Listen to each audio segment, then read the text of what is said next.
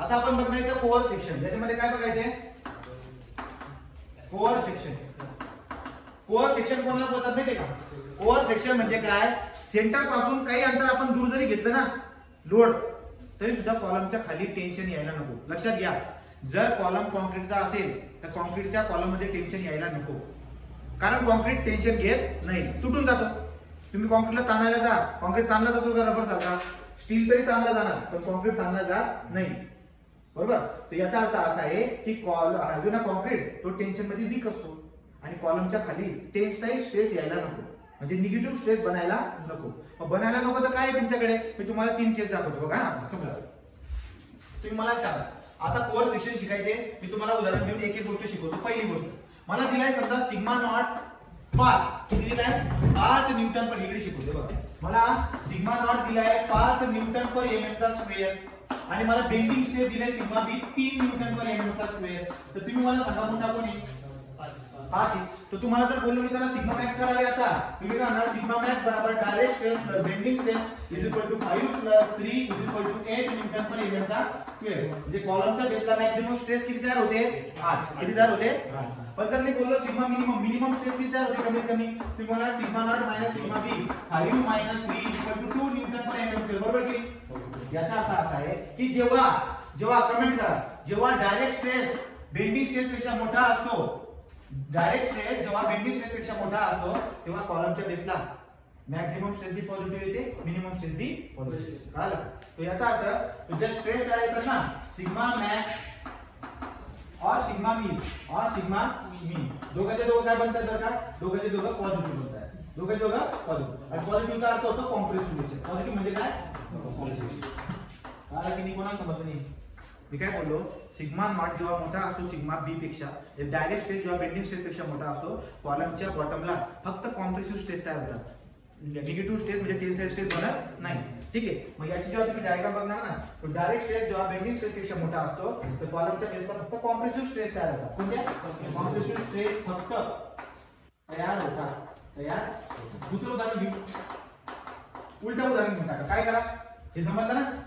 हे जर तुम्हाला समजत असेल तर पुसून टाकतो मी. किशोर समजते का?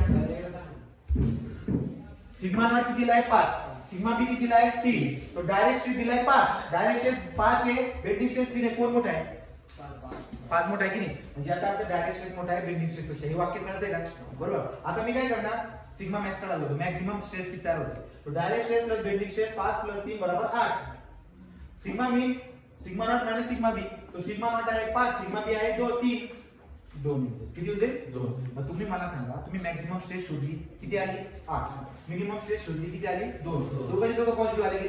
याचा अर्थ कॉलमच्या बेसला फक्त कॉम्प्रेसिव्ह स्ट्रेस तयार होते.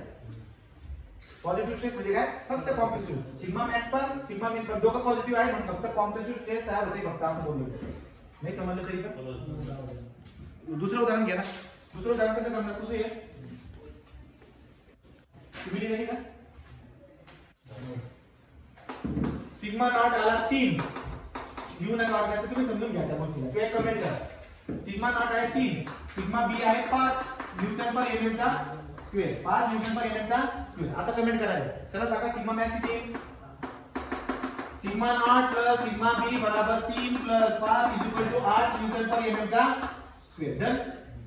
पण जर समजा सिग्मा मीन काढायला लावलं मी, तर सिग्मा मीन किती येईल रे? Sigma not minus sigma B बराबर 3 minus 5 equal to -2 newton per mm square. याचा अर्थ एक पॉझिटिव्ह एक निगेटिव्ह. याच्यामध्ये टेन्साईल स्ट्रेस बी तयार होते. काल याच्यात काय होते? टेन्साईल स्ट्रेस पण तयार होते. तर इथे जे ना हे पॉझिटिव्ह म्हणजे इथे स्ट्रेस कोणती तयार होते? कॉम्प्रेसिव्ह. आणि ते काय होते? Tensile stress. एवढी बात समजली की नाही? तो कॉम्प्रेसिव्ह दोघांच्या दोघं येतात. आणि तिसरी केस माझ्याकडे असते ती म्हणजे काय? सिग्मा नॉट बरोबर दिले तुम्हाला 3 न्यूटन पर mm स्क्वेअर आणि सिग्मा मिनिमम दिलाय तुम्हाला 0 न्यूटन पर mm चा स्क्वेअर. ओके का? आता तुम्ही सिग्मा मॅक्स काढून बघा बरं का. सिग्मा मॅक्स बरोबर sigma not plus sigma B बरोबर 3 plus 0 is equal to 3 newton per mm चा स्क्वेअर. आणि सिग्मा मीन काढून बघा बरं का. Sigma not minus sigma B is equal to 3 minus 0 is equal to 3 newton per mm चा square. आपण positive कळलं का? याची डायग्राम जर काढायला गेलात ना तुम्ही, त्याची डायग्राम कशी म्हणजे बघा. दोघांचे दोघं सारखे आले का? हा चेक करा बरं काय व्यवस्थित. एक काम करा, सिग्मा मॅक्स पण आपलं सिग्मा नॉट पण 3 आहे आणि सिग्मा बी पण 3, ही केस घ्यायची मला कळलं. दोघांच्या दोघं सेम आहे, तर दोघांच्या दोघं जर का समजा सेम आले ते ठीक आहे ना. सुरुवातीला काय होतं, सिग्मा नॉट मोठा होता सिग्मा बी पेक्षा. तेव्हा कमेंट काय दिली, जेव्हा डायरेक्ट स्ट्रेस बेंडिंग स्ट्रेस पेक्षा मोठे असतात सगळे स्ट्रेसेस कॉम्प्रेसिव्ह असतात. दुसरं काय बोललो की जेव्हा डायरेक्ट स्ट्रेस कमी बेंडिंग स्ट्रेस जास्त, तो कॉम्प्रेशन बी येतो टेन्शन बी येतो. आणि तिसरी केस काय बोलतोय मी की डायरेक्ट स्ट्रेस पण आणि बेंडिंग स्ट्रेस दोघांचे दोघं सारखे, दोघांचे दोघं किती आहेत 3 आहेत. मला सांगा सिग्मा मॅक्स किती येतोय, 3 + 3 6 आणि सिग्मा मिनिमम किती 3 - 3 0. डायग्राम काढायला गेलं तर मॅक्सिमम दाखवला इकडे 6 मिनिमम 0 म्हणजे इथंच अशी डायग्राम झालं. तो हे असणार पॉझिटिव्ह. तुम्हाला कळतंय का, या ओव्हरऑल याच्यावरून तुम्हाला एक गोष्ट मला सांगायची आहे की जेव्हा कमेंट बघा लास्टची कमेंट कोर सेक्शन शिकवायचं ना, जेव्हा डायरेक्ट स्ट्रेस हा greater than or equal to bending stress असतो तेव्हा नो टेन्शन कंडिशन असते. कोणती, नो टेन्शन कंडिशन. याचा अर्थ कॉलमच्या बेसला टेन्शन तयार होत नाही, कंडिशन. बोला समजलं की नाही. आतापर्यंत याच्यामध्ये तुम्ही काय काय शिकला की जेव्हा डायरेक्ट स्ट्रेस म्हणजे पी बाय ए वाला, जेव्हा डायरेक्ट स्ट्रेस हा मोठा किंवा इक्वल असतो कोणापेक्षा, बेंडिंग स्ट्रेस पेक्षा, तेव्हा कॉलमच्या बेसला टेन्शन येत नाही. काय बोलू मी शिवम सांग, पाणी मारवत पाणी द्यायचं. डायरेक्ट स्ट्रेस जेव्हा मोठा किंवा इक्वल असतो कोणाच्या, बेंडिंग स्ट्रेस. तर जेव्हा डायरेक्ट स्ट्रेस हा इक्वल किंवा जेव्हा मोठा असतो ना तेव्हा कॉलमच्या बेसला फक्त कॉम्प्रेसिव्ह स्ट्रेस तयार होतात, टेन्साइल स्ट्रेस तयार होत नाही. नवीन जेव्हा डायरेक्ट स्ट्रेस हा बेंडिंग स्ट्रेस पेक्षा मोठा किंवा इक्वल असतो, जेव्हा डायरेक्ट स्ट्रेस हा बेंडिंग स्ट्रेस पेक्षा मोठा किंवा इक्वल असतो कॉलमच्या बेसला टेन्शन येत नाही, त्या कंडिशनला बोलतात नो टेन्शन कंडिशन. तरी पण समजलं की नाही. मग आता या गोष्टीचा आपण वापर करणार आहोत. ही एक कंडिशन आहे नो टेन्शन कंडिशन, ही लावून आपण कोर सेक्शन शोधणार. काय शोधणार आपण आता, कोर. मग कोर सेक्शन म्हणजे काय ते लक्षात घ्या. कोर सेक्शन म्हणजे काय, कॉलमच्या सेंटर मधला असा पोर्शन की तिथे जर तुम्ही लोड लावला ना बेसला टेन्शन येणार नाही. मग ती जागा किती आहे, जिथे मी लोड किती बी ठेवला तरी कॉलमच्या बेसला टेन्शन येत नाही, त्या जागेला बोलतात कोर सेक्शन. आतला सेक्शन. नाही समजलं.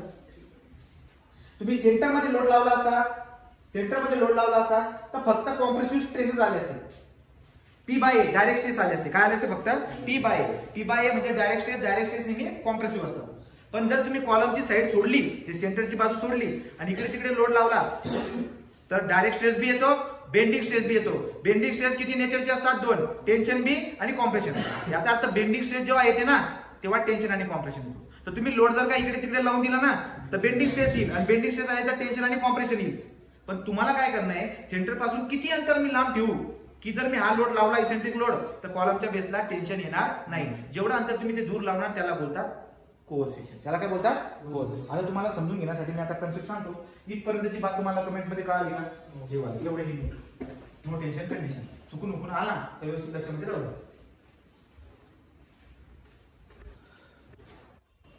आता पुसू काय तुम्ही लिहितायत का, तुम्ही काय उदाहरण लिहितात का, काय आता मोठे फक्त एकच कमेंट लिहा. when direct stress is greater than or equal to bending stress, no tension is produced at the base of the column. कॉलमच्या बेसला टेन्शन प्रोड्यूस होत नाही.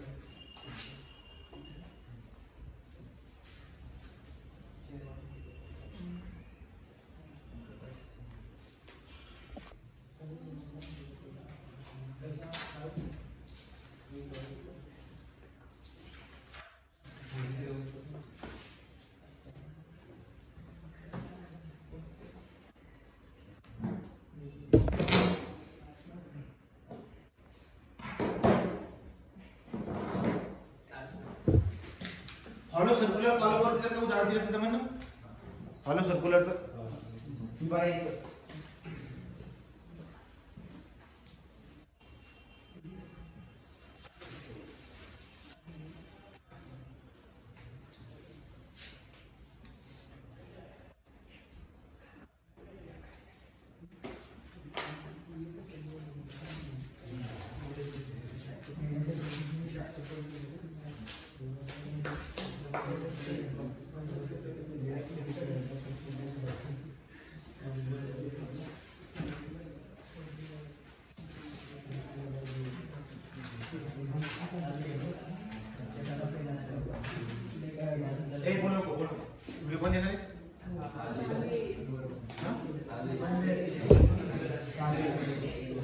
सर्कुलर एरिया तो कोर सेक्शन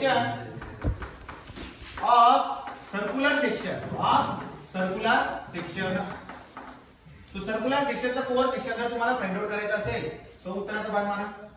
सर्कुलर सेक्शन काढा, डायमीटर दाखवा D. Okay, D diameter दाखवला. So use no tension condition. No tension condition काय आहे? That is eccentricity greater than less than or equal to Z/A. मग आपण वापरले कंडिशन यूज करूया. तो E less than or equal to Z काय असतो कोणी सांगेल का? सर्क्युलरचा चिन्ह Z काय असतो? Z सर्क्युलर सेक्शनचा Z बाय 32 D चा क्यूब बाय 32 D चा क्यूब. नुसता होता आला बस. एरिया काय असतो? बाय 64 बाय 4 D चा स्क्वेअर. तुम्ही मला सांगायला सॉल्व करून इसेंट्रिसिटी किती येते? पाय कट 4 1 4 4 8 32 D स्क्वेअर कट म्हणजे काय रे? D/8. काय पाहिजे इसेंट्रिसिटी? D/8. म्हणून तुमच्या लक्षामध्ये येईल या क्रमाने असं लिहित आल्यावरती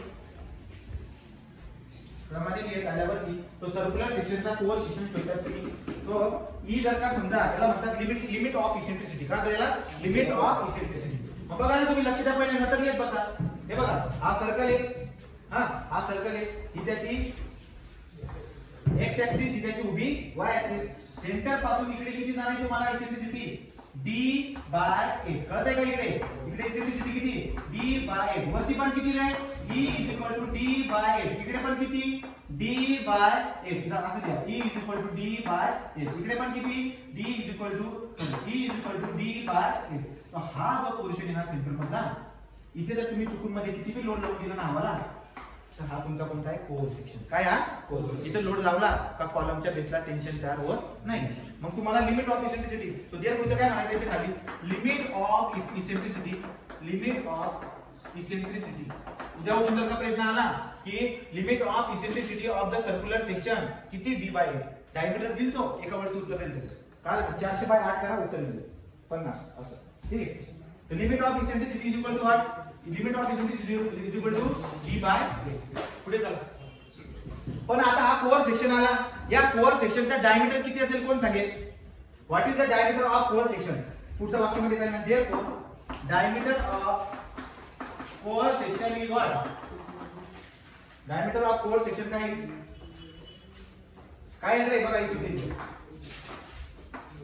किती रे? D/8 plus D/8. D/8 plus D/8.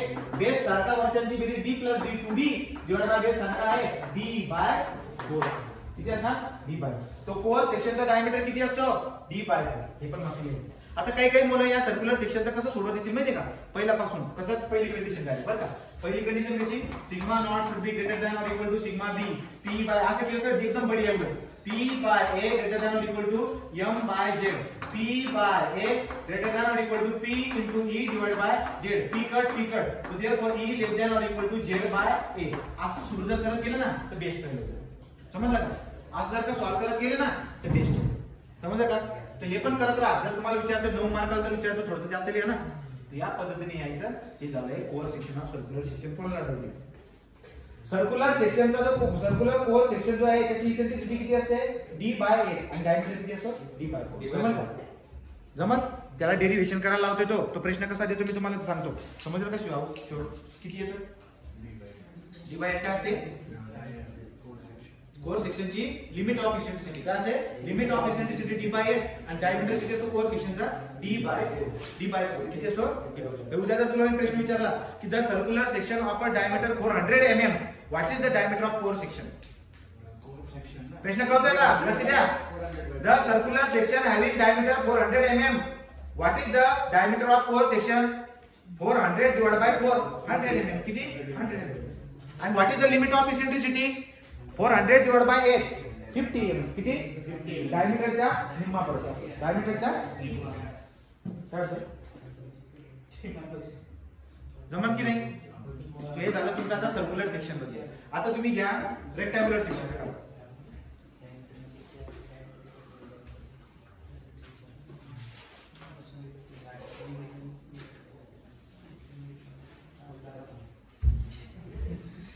पुसू का?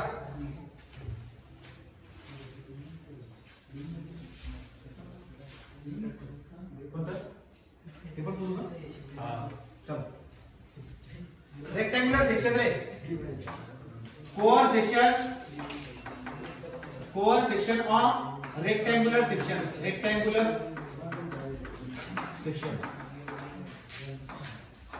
आता तुम्हाला कोर सेक्शन फाइंड आउट करायचा रेक्टँग्युलर सेक्शनचा. कसं फाइंड आउट करणार चला लागत आम्हाला? कसं फाइंड आउट करणार आहे? उत्तराचा बाण मारणे, डायग्राम काढणे. हे बघा, हे अंतर किती असतं? d. उभं अंतर किती असतं? d. ऍक्सिस कोणती आहे? x axis. उभी ऍक्सिस कोणती आहे? y axis. ओके का? मिलीमीटर करा ना. ते झालं का तिकडचं? ते समजून तर घ्या, तुम्हाला येत तर काही नाही. हे b आहे, हे उभं काय आहे? d आहे. मग आता core section of rectangular section काढायचं आपल्याला. कोर सेक्शन फाइंड आउट करायचं, बरोबर का? आपण जर समजा 9 मार्काला असा साधा प्रश्न येत असेल तर आपली सुरुवात ती तिथूनच होणार. कुठून? So therefore use no tension condition. Use no tension condition. काय असतं रे? नो टेन्शन कंडिशन काय असते? Direct stress sigma not greater than or equal to sigma B. इथून सुरुवात करतो पण. मग p by a greater than or equal to m by z. म्हणजे p by a greater than or equal to m म्हणजे काय? p into e by z. p cut. याचा अर्थ तुम्हाला माहिती पुढचा काय अर्थ होतो याचा? याचा अर्थ काय होतो रे? e इसेंट्रिसिटी म्हणून म्हणायचं e less than or equal to z by a असा अर्थ होतो. आता मला एक सांगा, जेव्हा चौकोन येतो ना तर चौकोनामध्ये तुमचे लिमिट ऑफ इसेंट्रिसिटी काढायचे ना, दोन असतील, Exx आणि Ey. आणि तुम्हाला मी अगोदर बोललो होतो E आणि Z एकमेकांचे काय असतात? उलटे. म्हणजे Exx जर का असेल तर त्यावेळेस Z काय असणार? y. काय असणार? y. तर तेच करणार बघा. सो देअरफॉर Exx बरोबर Exx less than or equal to ZYY divide by a and EYY. Circular section मध्ये तसं काही राहत नाही. Exx EYY दोघं सारखे राहतात असं.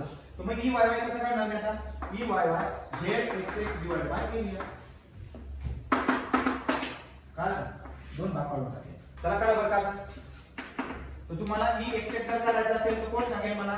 रेक्टँग्युलरचा z काय असतो रे? ZYY. कोणता? ZYY. YY म्हणजे y ऍक्सिस कोणाला कापते? b ला.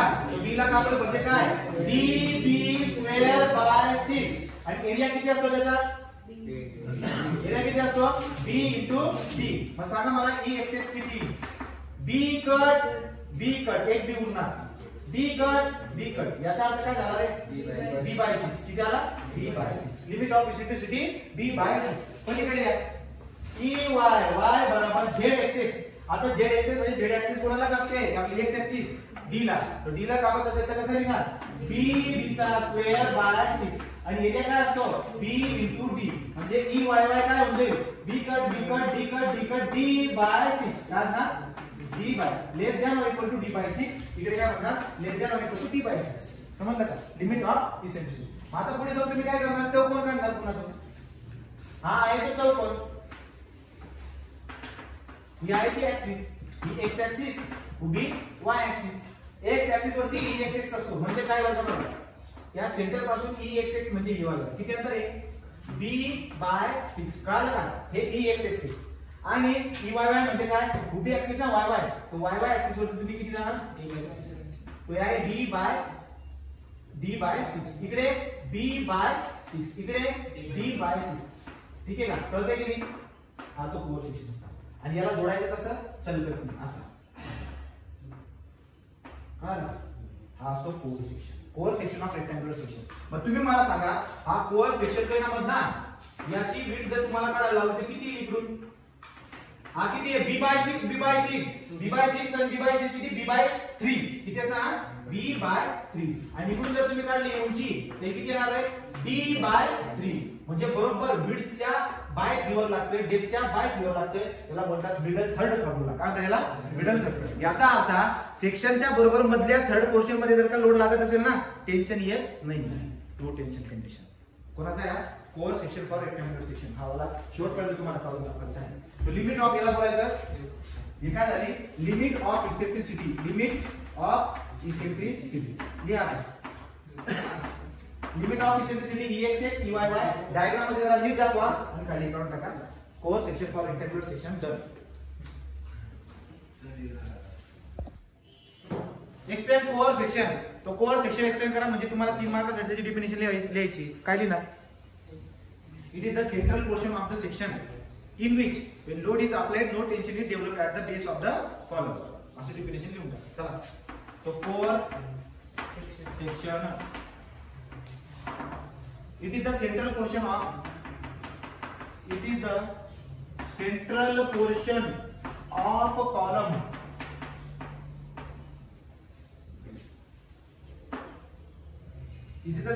of column in which if load is applied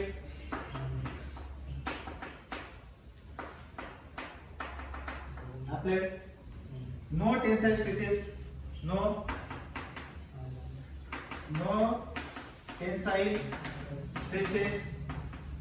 will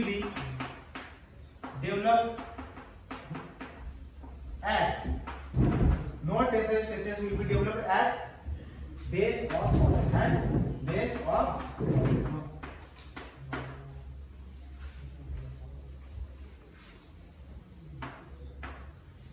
it can be calculating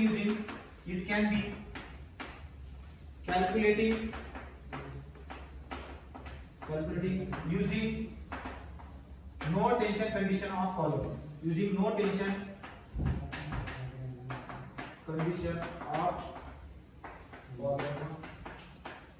Ask the notation condition. Notation condition काय? Sigma naught greater than or equal to sigma b or E less than or equal to z by a. अब तुम्हाला आता हे झाले म्हणजे 3 mark. आता तुमचे 6 mark पुढचे घ्यायचे. 6 मार्क झालं की नाही बघा, चेक करा फक्त आधी.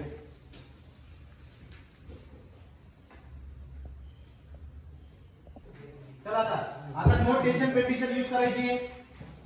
काय वर्ग नो टेन्शन कंडिशन? तुम्हाला पहिले तो सेक्शन काढून घ्या. हा आहे हॉलो रेक्टँगुलर. काय हॉलो काय बोललाय? सर्क्युलर आहे का? तो सर्क्युलर आहे म्हणून आपण काय करणार? हॉलो सर्क्युलर या पद्धतीने काढतो. ओके. मधला डायमीटर काय आहे? छोटा डी. बाहेरचा डायमीटर काय आहे? Capital D. डन का? ओके. या पद्धतीने आहे. तुम्ही मला सांगा नो टेन्शन कंडिशन काय होती? सो यूज तुम्ही दोन्ही काढू शकता. ती नो टेन्शन कंडिशन. इथे पुढे मार्क लिहून घेता म्हणजे तुम्हाला बरं वाटेल थोडा. नो टेन्शन कंडिशन काय? Sigma not greater than or equal to sigma B. P by A greater than or equal to M by Z. P by A greater than or equal to P into E by Z. T cut याचा अर्थ काय? E less than or equal to Z by A. आता हा काय circular section आहे. Circular section मध्ये x x y y okay असतात, दोघं सारखे असतात. तो देअरफॉर E डायरेक्टली लिहितो E less than or equal to Z by A. इथपर्यंत तो आता बघा झेड काय असतो सांगा? हॉलो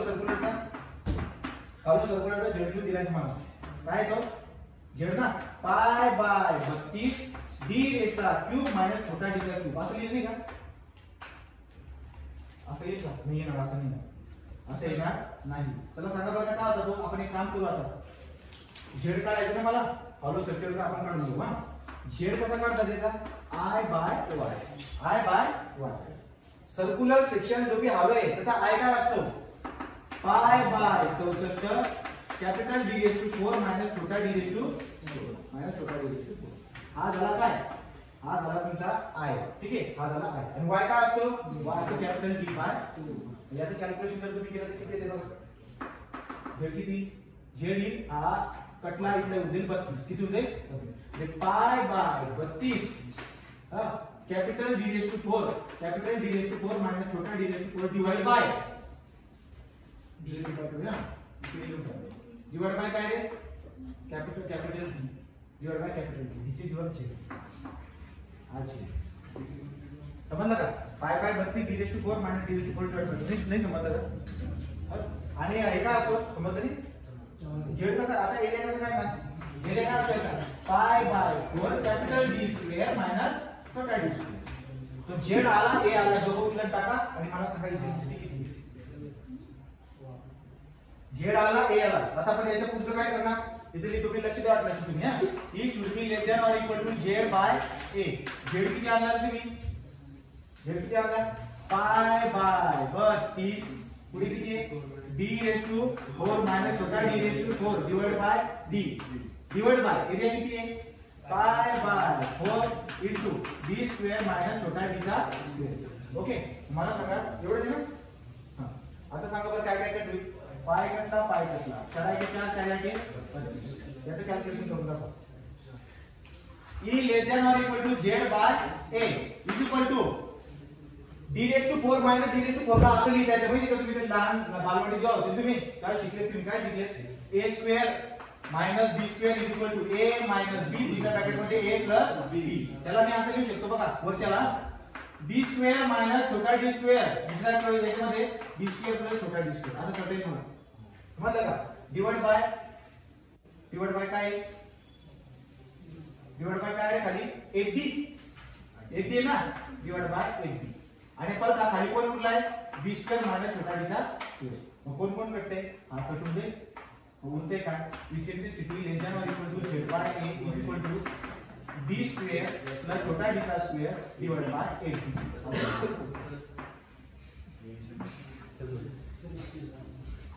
समजलं का? d square plus d square divide by 80. असे प्रश्न 9 मार्काचा फक्त देणार ना.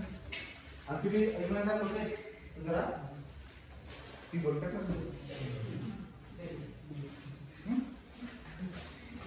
तुमचा आमदार आला ना 55,000 मतांनी.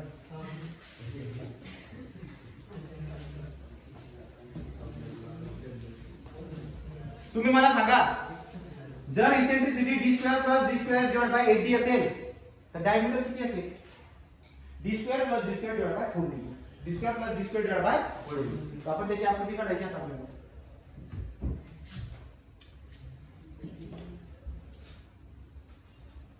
असं लिहून द्यायचं. तुम्हाला ड्रॉ काय करायची गरज? इसेंट्रिसिटी आली ना. आता आपण काय लिहिणार? हे झालं लिमिट ऑफ इसेंट्रिसिटी. याला काय बोलायचं? Limit of eccentricity. Limit of eccentricity. आणि जर डायमीटर विचारला तर लास्ट जाऊन काय म्हणणार? Therefore dia of core section काय असणार?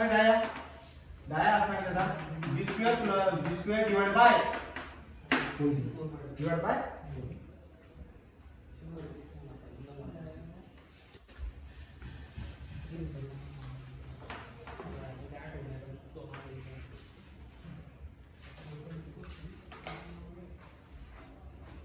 समजलं का? तू काय विचार करतो? समजलं तुला? किती असतं बोल? शेवटचं उत्तर पाठवून द्यायचं. d square plus d square divide by capital d square plus छोटा d square divide bye 8d. Final उत्तर लक्षात आहे. तुम्ही करा ना काय करायचं.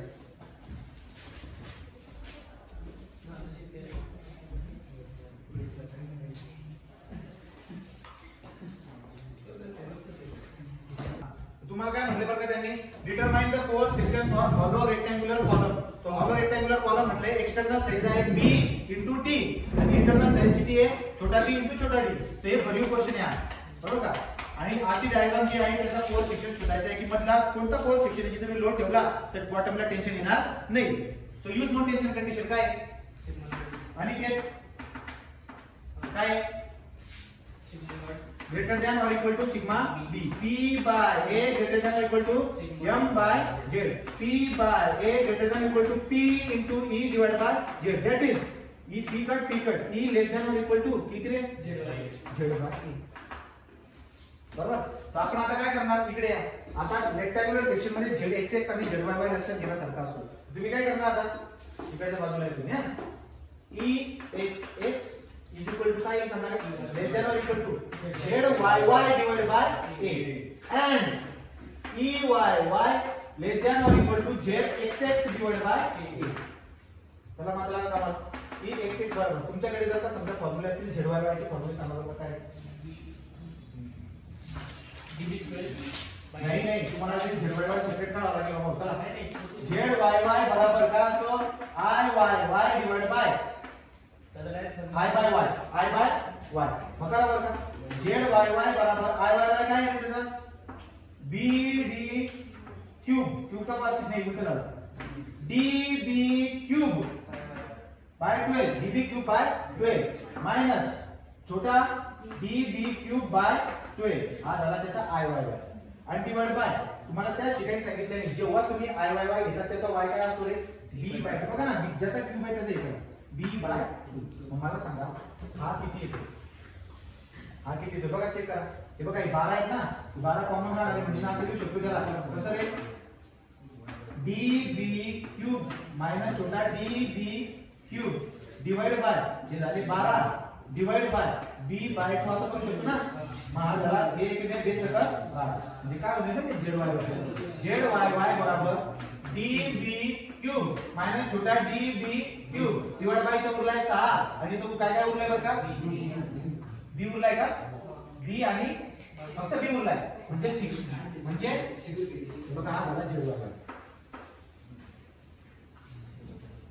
हा काय झाला zy त्याच पद्धतीने आता तुम्ही काय करणार zxx काढा इकडनं zxx चा करणार मी सांगा पटपट ixx divide by y ixx काय बघ काय xx ला कापते म्हणून bd क्यूब बाय 12 मायनस छोटा bd cube by 12 divide by y काय असणार त्या केस मध्ये d बाय 2 तुम्ही बघा याला कसं करता येईल बघा आता डायरेक्टली लिहा zxx बरोबर काय bd क्यूब माइनस छोटा bd cube divide by 6b d काय तो d याचा क्यूब तो घ्यायचा झाले जे तशीच लाईन पुढे फॉरवर्ड करून द्यायची तशीच लाईन इकडे फॉरवर्ड करून द्यायची माझ्याकडे जागा नसल्या कारणाने मी इकडे पुसून टाकतो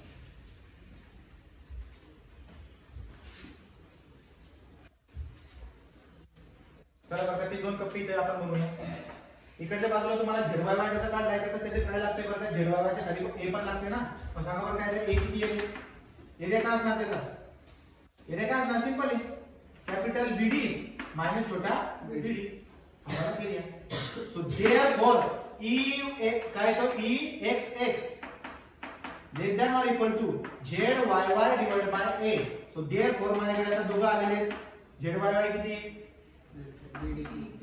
db चा क्यूब मायनस छोटा db cube divide by 6b divide by area किती bd मायनस छोटा bd बस दिमाग लावायचं नाही आता खाली असं जाऊ दे लिमिट ऑफ इलेक्ट्रिसिटी एवढी का पलीकडे आहे आता काय असेल आपल्याकडे